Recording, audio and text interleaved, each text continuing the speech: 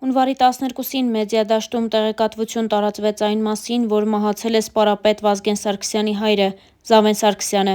նա 94 տարեկան էր։ Այդ մասին նշված էր Վազգեն Սարգսյանի տուն-թանգարանի ֆեյսբուքյան էջում։ Հոգեհանգստի արարողությունը տեղի է ունեցել Արարատ գյուղի Սուրբ Հակոբ եկեղեցում այսօր հունվարի 13-ին ժամը 17:00-ին։ Հուղարկավորությունը տեղի կունենա հաջորդ օրը ժամը 13:00-ին։ Ահա այս ամենը նշված էր հայտարարության մեջ։ Ժամեր առաջ այս ցավալի լուրին անդրադարձել էր նաև դերասան Կարեն Ասլանյանը։ Հարկ է նշել նաև, որ Կարենը վերջին օրերի ընթացքում բավականին ակտիվ է սոցիալական հարթակներում։ Կարեն Ասլանյանը տեսանյութ է հրապարակել իր խորին ցավակցությունները հայտնելով Զավեն Սարգսյանի ընտանիքի անդամներին։ Star News-ը ևս ցավակցություն է հայտնում։ Առաջարկում ենք դիտել տեսանյութն առանց մեկնաբանության։ Խորին ցավակցությունն եմ հայտնում Սարգսյան ընտանիքին։ Մահացել է սպառապետ Վազգեն Սարգսյանի հայրը։ Ցավակցում եմ ընկերներիս Կարլենին, Գուրգենին, ինչպես նաև Արամ Սարգսյանին եւ Արմեն Սարգսյանին եւ բոլոր հարազատներին։ Լույսերի մեջ մնաս հերոսացին հայր, ահա թե ինչ կարող եմ ասել սպառապետի հոր մասին, մարդ ով հերոս է ծնել։ Շրջանում Կարեն Ասլանյանը բավականին պասիվ է սոցիալական հարթակներում։ Միայն ամիսներ առաջ նա նշել էր, որ հարսանիքից հետո որոշակի ավելորդ քաշ է հավաքել, սակայն նա ինքն իր վրա կաշխատի եւ կրկին նրան իր սիրելի հեռուստադիտողը կտեսնի էկրաններին։ Բարի կեսօր սիրելիներս, անկեղծ ասած ձեզ շատ եմ կարոտել ու այս ընթացքում, այս եթերային դադարի ընթացքում ես բազում հարցերի լուծումներ տվեցի, կարգավորեցի անձնական կյանքս եւ ամենակարևորը հավաքեցի ավելորդ քաշ, որից սկսում եմ ազատվել, որովհետեւ պետք է սկսենք նախագծեր, հեռուստասերիալներ, 25 մասանոց ֆիլմեր, նշեմ հովանավորները եւ նկարահանման տեխնիկան ամբողջ ընթացքի մեջ է եւ արդեն կարծում եմ մոտ ամիսներ հետո եթերային դադարը կավարտվի եւ Ասլանյանը իր լավագույն ֆորմեն դե գիտեք որն է, մարմնի կառուցվածքը կվերադառնա եթեր։ Նշեմ այս ընթացքում շատ են եղել առաջարկները, բայց քանի որ ես պատրաստ չեմ եղել թե հոգեպես, թե ֆիզիկապես նկարահանվելու այդքան նախագծերից հետո։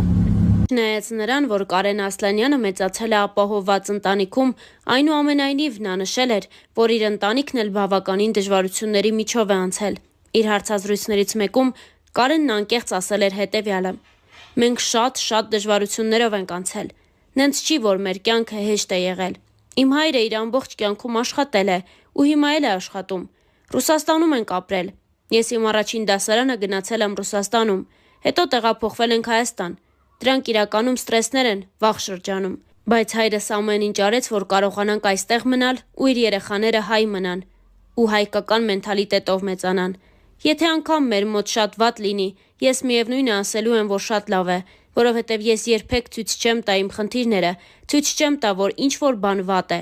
Վատը ես իմ ընտանիքում, իմ ընտանիքի հետ կհաղթահարեմ ու ամեն ինչ կլինի լավ։ Ես լացող մարդկանց հոգեբանությունը չունեմ, ոչ էլ մեր ընտանիքը։ Եղել է պահ, որ մեզ մոտ այնպիսի վիճակ է եղել, որ մտածել ենք ոնց ենք այս վիճակից դուրս գալու, բայց Աստված այնպիսի դուռ է բացել, որ ամեն ինչ լավ է եղել։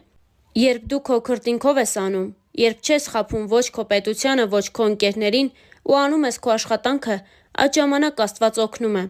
Ամենաբարդ էտապը եղավ, երբ սկսվեց ճգնաժամը 2008-2009 թվականներին, երբ եղավ դոլարի տատանումը, իսկ մեր գործը միշտ կապված է եղել դրսի հետ։ Այդ ժամանակ դժվար փուլ սկսվեց։ Նման փուլ եղել է նաև 90-ականներին, ես 6-7 տարեկան էի, գնացինք Ռուսաստան, հետո հետ վերադարձանք։ Դերասանը շատ չի խոսում իր ընտանիքի մասին, սակայն հարցազրույցներից մեկում ընդգծել էր, որ իր կյանքի ամենակարևոր կինը մայրն է։ Մայրս ինձ համար մի ուրիշ աշխարհ է, մարդ, որին կարելի է սիրել ու երբեք չմտածել, որ կարող է սխալվես, որովհետև սերը մոր հանդեպ մի ուրիշ աշխարհ է։ Ամենայն դեպս ինձ համար իմ իդեալը իմ մայրն է, անկեղծացել էր Կարեն Ասլանյանը։ Դե իսկ Star News-ն այս հոլովակի համար այսքանն էր առանձնացրել։ Ձեզ ենք ներկայացնում նաև մի քանի այլ հոլովակ առանց մեկնաբանության։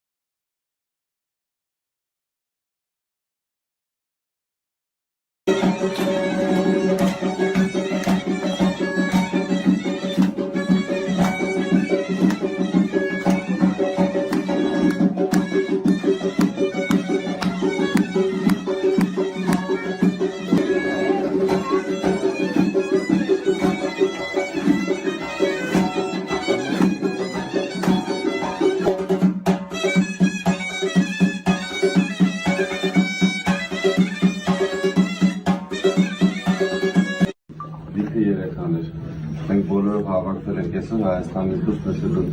ձեր հարցանեստոնը, կիսել ես ուրախությունը, ուզում եմ միշտ երջանիկ լինեք ու միշտ ուրախ որ այսօր եք։ Աստված օրհնի ձեզ ու այսօրը ձեր ուրախությունը։ Շնորհավոր։